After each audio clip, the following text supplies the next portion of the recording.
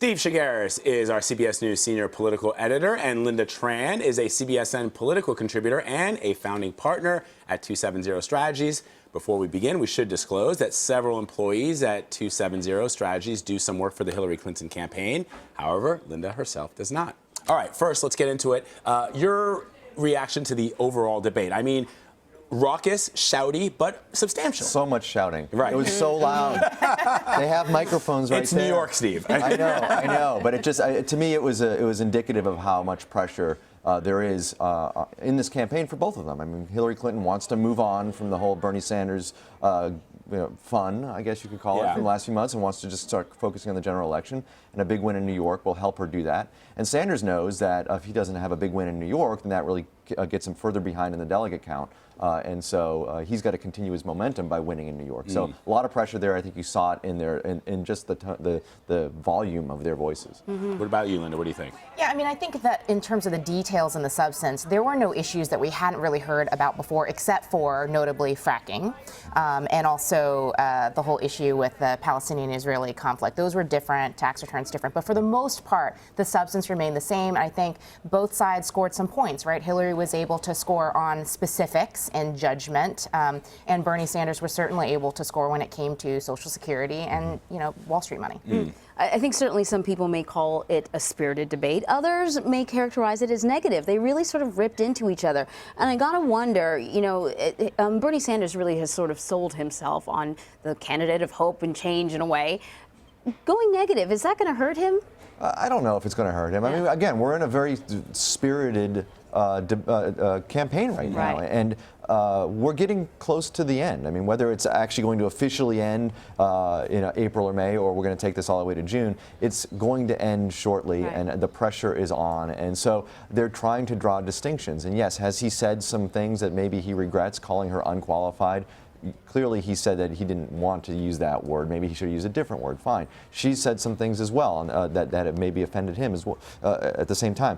Yeah, but it's nothing, and they'll tell you this is nothing like what we've seen on the Republican side, right, in terms of the low blows that you've heard from the candidates on that side. So it's really centered around leadership style and the issues. And they'll argue that sometimes it gets a little dirty if you want to talk about those issues, and I think that's what you're seeing here. There were chants of Bernie, Bernie, Bernie at the end of the debate, but let's look at sort of the hard numbers, Lynda. The New York primary is Tuesday. Secretary Clinton is up by 14 points there.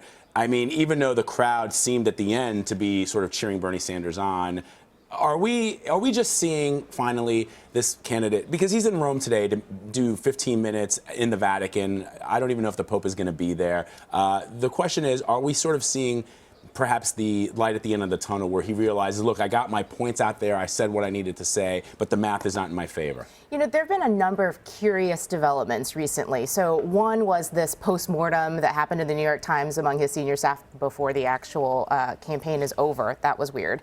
As it pertains to the Vatican, Bernie Sanders himself said, I would quote, kick myself forever if I gave up this opportunity. And what that suggests to some is that maybe he realizes, as you said, we're coming to the end of the tunnel here, and he's got to take advantage of these kinds of opportunities as they arise, because who knows what happens after he relinquishes the mic.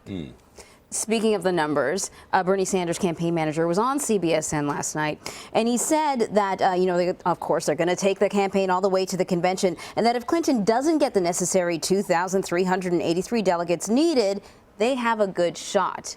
You disagree with that characterization. Well, but what they're saying now is she has to get to 2,383 pledged delegates. The math works in a way where you just need 2,383 delegates, pledged and super delegates. That's 50% plus one of all delegates. They're now saying, we're going to take this to the floor if she doesn't get 2,383 pledged delegates, which is a lesser number. So they've moved the goalposts here. She really needs is 2,026 pledged delegates and then 357 super delegates. those are the numbers you're talking about. If you're going to not talk about superdelegates, it's 2026 is the number. So do you think for him it's actually about the numbers, or maybe it's about sort of reshaping the storyline here? A little bit. They're trying to continue, they want their supporters to continue to be enthusiastic about this campaign, even though the math is getting worse and worse for him. And when they get out of New York, if he doesn't win, or even if he wins by 5 points or 10 points, the numbers aren't going to change that much in his favor. And so they have to keep their supporters enthusiastic. And the way they're doing that is explaining the math in a way that makes it look like they can stay in this for the long run, and there is a light at the end of the tunnel. But literally, if he doesn't win New York huge and win California huge on June 7th, and Pennsylvania and New Jersey and all these states, he has to win by huge margins. If he doesn't do that, the math is just not going to get there for him. And as you pointed out earlier, he's down 12, 14 points in New York going into Tuesday. It's a tough haul. So this is really an effort, I think, to keep his supporters enthusiastic and optimistic. Yeah, I think at the end of the day, at every turn, they have to make a rationale for staying in. You know he's got the money. You know he's got incredibly enthusiastic supporters, but he still also has to have a reason to stay. All right. Lynda Tran, Steve Chaggaris, as always, we thank you guys. Appreciate it.